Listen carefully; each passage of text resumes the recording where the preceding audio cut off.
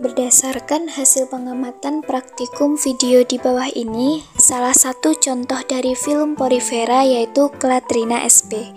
Clatrina sp termasuk film porifera karena pada permukaan tubuh terdapat lubang-lubang atau pori-pori yang merupakan lubang air masuk ke spongosol untuk akhirnya keluar melalui oskulum. Selain itu juga, Clatrina sp termasuk dalam kelas Calcarea karena memiliki ciri-ciri diantaranya yang pertama yaitu hidup di permukaan batuan di pantai dan perairan yang dangkal. Yang kedua, ada bentuk tubuhnya sederhana, kerangka tubuh terbuat dari bahan kalsium karbonat atau CaCO3. Kemudian yang terakhir ada warna tubuh dari Clatrina sp memiliki warna putih, tetapi bisa juga berwarna abu-abu, merah muda pucat, orange, atau kuning belerang. Ukuran Clatrina berkisar 2-10 cm dengan permukaan halus dan konsistensi lembut. Clatrina sp memiliki struktur tubuh diantaranya yang pertama ada discus pedalis. Discus pedalis berfungsi untuk menempelkan diri ke substrat atau permukaan keras tempat porifera hidup. Yang kedua ada ostium. Ostium berfungsi sebagai lubang tempat masuknya air ke dalam tubuh. Kemudian yang terakhir ada osculum. Osculum merupakan lubang besar di ujung atas porifera yang berfungsi sebagai keluarnya air. Contoh lain dari film porifera yaitu Spongia sp. Spongia sp juga termasuk film porifera karena pada permukaan tubuh terdapat lubang-lubang atau pori-pori yang merupakan lubang air masuk ke spongosol untuk akhirnya keluar melalui osculum.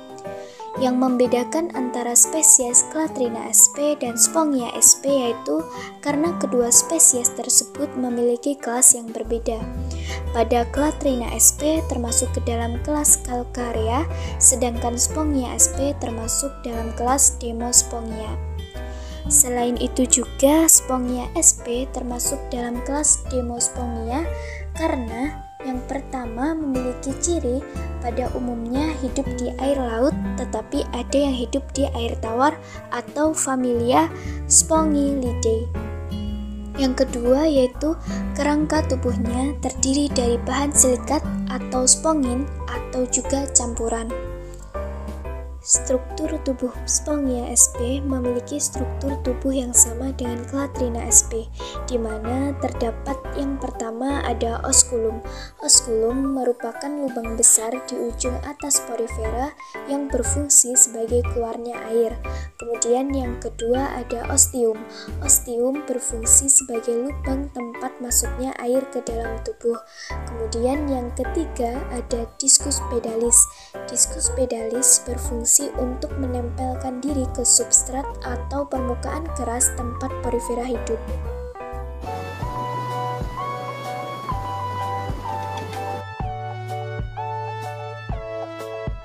Hewan spons sudah ada sejak 600 juta tahun yang lalu. Hingga kini masih ada. Spons laut biasanya hidup di dekat terumbu karang.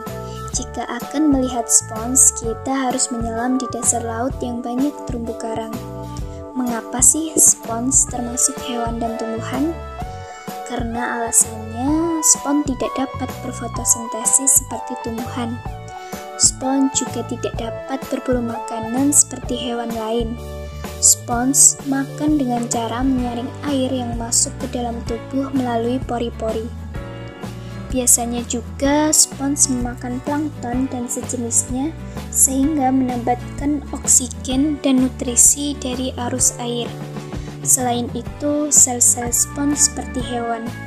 Spons juga bersifat multiseluler. Habitat spons laut dapat ditemukan di air tawar, perairan dangkal, atau zona pasang surut. Berikut ini merupakan contoh spesies dari film porifera yang kami temukan di habitat yang sesungguhnya, yaitu Spongia sp.